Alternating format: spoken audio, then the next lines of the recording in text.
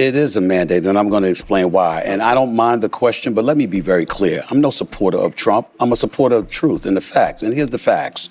The man won every swing state. He increased in terms of his voter turnout in his favor from the standpoint of blacks, Latinos, and young voters. He increased his numbers in that regard from 2020. 89% of the counties shifted to the right. That's a mandate. A lifelong liberal walked onto The View, and less than a minute later, he was rattling off Trump's election numbers like he was making the final argument in a courtroom. That moment pretty much sums up this entire clip. The panel seemed to expect another round of easy Trump criticism. Instead, Stephen A. Smith took the conversation in a completely different direction and started talking facts and numbers. It caught everyone off guard. If you enjoy commentary that follows the argument wherever it leads instead of sticking to a script, make sure to subscribe. Because what happens over the next several minutes is a perfect example of someone refusing to give the answer people expected. But before we get to that response, you need to hear the question that set the whole thing in motion. Let's go back a few moments and see how it started. And he's been going around with his cronies touting his so-called landslide and blowout win. But he won the popular vote by 1.5%, one of the smallest ever, and he won the general election by less than 50%. So what kind of mandate is this really? It was a clever setup by the host. Make the number seem small, make the victory seem smaller, and by extension, make the man seem less significant. On the surface, it's an effective argument. But Stephen A. Smith wasn't interested in looking at just one number. He looked at the bigger picture. A 1.5% popular vote margin might sound narrow when you hear it by itself, but that same election also included wins in every swing state, along with major shifts in counties across the country. One statistic can make it look like a close call. The other suggests something much larger was happening. Instead of debating the issue on the panel's terms, Stephen A. changed the frame entirely. He shifted the conversation to the broader electoral map and forced everyone else to respond to his argument rather than the other way around. Watch how quickly he takes control of the discussion. There's a mandate. Well, it's a different definition of a mandate, I guess. But the problem is that if you're the Democratic Party and you lost 49.8% to 48.3%, and you're looking at that 1.5% dip, that's an excuse for you to say, what we did really wasn't that bad. Some people didn't we should continue to do that. Don't continue to do it. Find a new strategy. But do you think those groups, the black voters, the Latino voters, and the others that you mentioned, are they going to regret it soon? Possibly. I think so. I don't like what I'm seeing from Trump. I didn't like what I saw with Zelensky. I didn't like what I saw with a few things. But in the end, I didn't like it. But in the end, what it comes down to is this. The American people, in their eyes, it wasn't about him. They were voting against what the Democrats were throwing in their direction. I don't only talk to Cuomo. Pay attention to what he just did there. Most parties look at a close loss and come away thinking, we were so close, just stay the course and try again. It's an easy conclusion to reach, and that's exactly why it can be dangerous. Stephen A. Smith sees it differently. In his view, a narrow defeat isn't proof that your strategy is working. It's what convinces you to keep making the same mistakes over and over again. Then he delivers what may be the most important point of his argument. He says this election wasn't simply about people voting for one candidate. It was also about voters rejecting what they felt the Democrats were offering. That idea becomes the foundation for everything that follows. Keep it in mind, because he's about to get much more specific, and he's not afraid to name names. You're saying you're Stephen A. You could be on the debate stage with these politicians and you get an opportunity to call them out. You mean Kamala? Are you referring to Kamala? I would love it. I'm referring to all of them. Everybody, nobody's getting a pass from the Democratic Party. Well, again, she was the candidate, but we know what happened. I thought she was set up to fail by the Democratic Party personally because you bypassed the primary. You knew that Biden wasn't ready. You knew it for a year, and you did nothing. And you were really trying to sell the American people on pushing him forward as the Democratic nominee, knowing that inauguration he would have been 82 years of age. Stop it. So what? They knew better. That's a problem for him, not everybody. Nancy Pelosi is sharp, but Biden didn't appear that way. This is where the conversation starts to hit a nerve, because Stephen A. turns his focus inward. A common defense of the 2024 campaign is that Kamala Harris was put in an incredibly difficult position. She didn't go through a traditional primary, had very little time to build momentum, and was forced to step into a race that had already been shaped by decisions made months earlier. Stephen A. acknowledges all of that. But then he flips the argument on its head. His point is simple.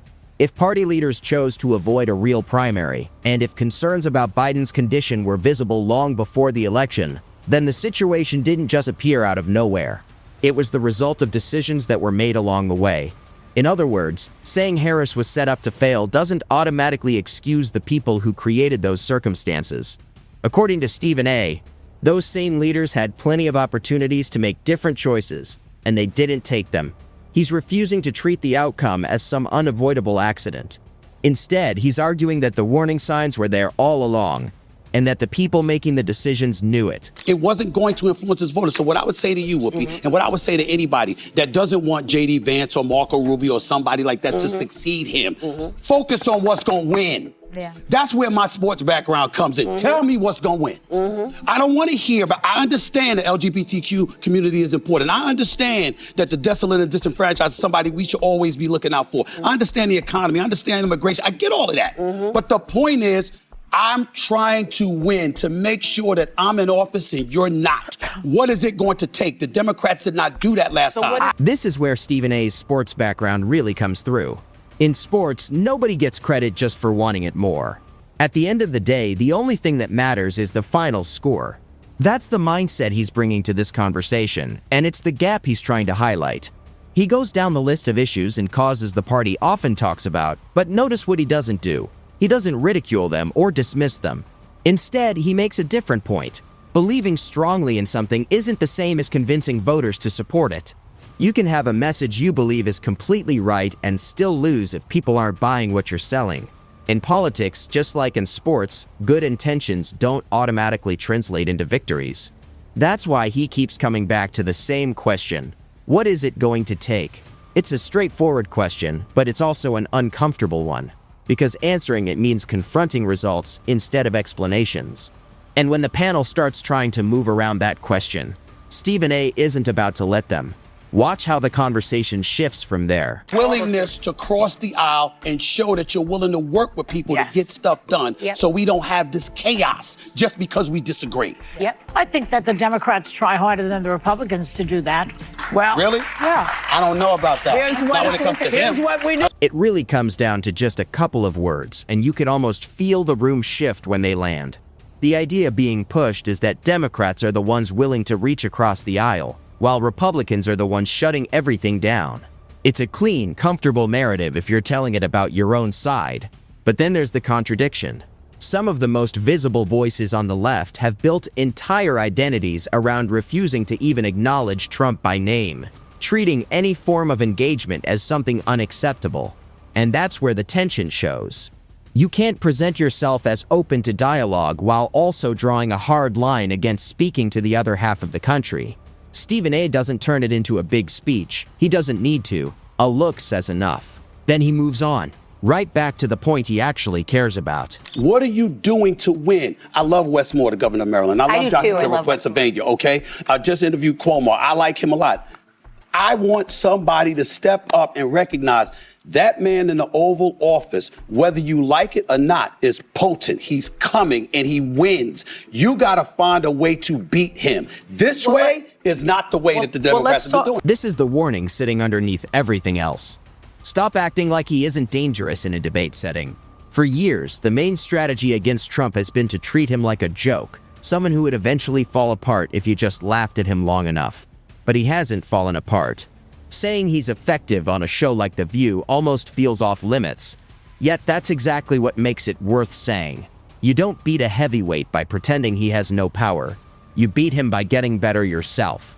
And the mention of Stephen A. Smith stands out for a reason.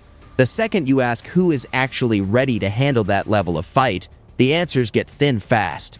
And that's exactly where the panel starts heading next. Let's talk about how people are feeling about his performance, because a CNN poll this week found that 52% of people disapprove of Trump's performance in office so far.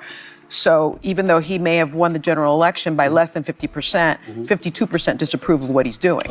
We're also seeing Republican voters at town halls opposing his executive overreach, giving Elon Musk the shadow presidency. Yet you said, quote, Trump is closer to normal than what we're seeing on the left. Good counterpunch. Winning an election and actually surviving in office are two very different things, and that 52% disapproval number isn't spin, it's just a fact. The host also lands a neat trap with that phrase, closer to normal. On the surface, it sounds like praise, so she plays it back almost like a confession. But watch how carefully he separates the two timelines. Because what made him win the election and how he's actually governing now are not the same story at all. And that gap ends up becoming the whole point. Yeah, I was talking about why he won the election. so? When I made that statement, I was talking about, that was before the election. I see. Right? Okay. So during the election, I said, in the immediate aftermath of the election, I pointed out he was voted for because they considered him closer to normal than what the Democrats were spewing. That was what I said at that particular moment in time. Now, obviously, Elon Musk is an entirely different matter altogether. Right. This man is not an elected official. He hasn't been confirmed by the Senate or anything, but he's got an inordinate amount of power. Given to him by Trump. I can understand how that could scare the living daylights out of folks, and the approval ratings. Obviously, we pay attention to that. But here's the bigger question. Who on the Democratic side are the American people pointing to and saying that's the person? He lays out the disapproval numbers without trying to soften them. No spin, no deflection. He even admits that concerns like the Elon Musk anxiety are valid. That's part of what makes him so difficult to push back against. He doesn't waste time defending what clearly doesn't need defending. Then he resets everything with a single question. Who's the alternative? Because disapproval alone doesn't win elections. You can't beat a real candidate with a bad poll. And that's where it gets uncomfortable. Every obvious name comes with its own problems. Some carry baggage the voters already rejected. Others run states with issues everyone can see. And some are simply too far outside the mainstream to scale nationally. He's not mocking the bench.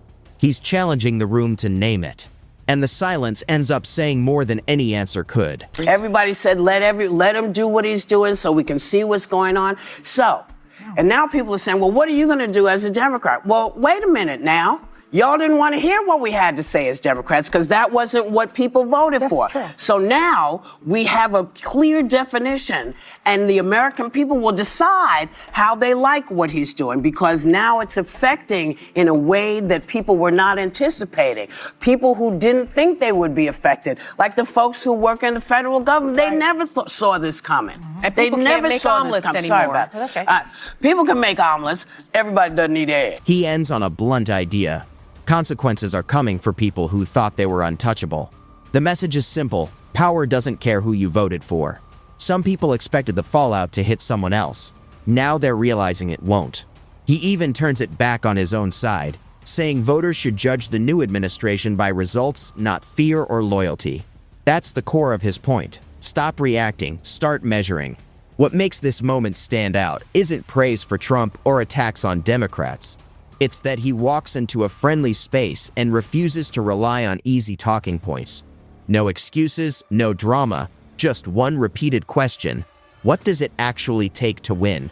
In the end, it's not about humiliation, it's about discomfort. And that mirror he holds up is what lingers.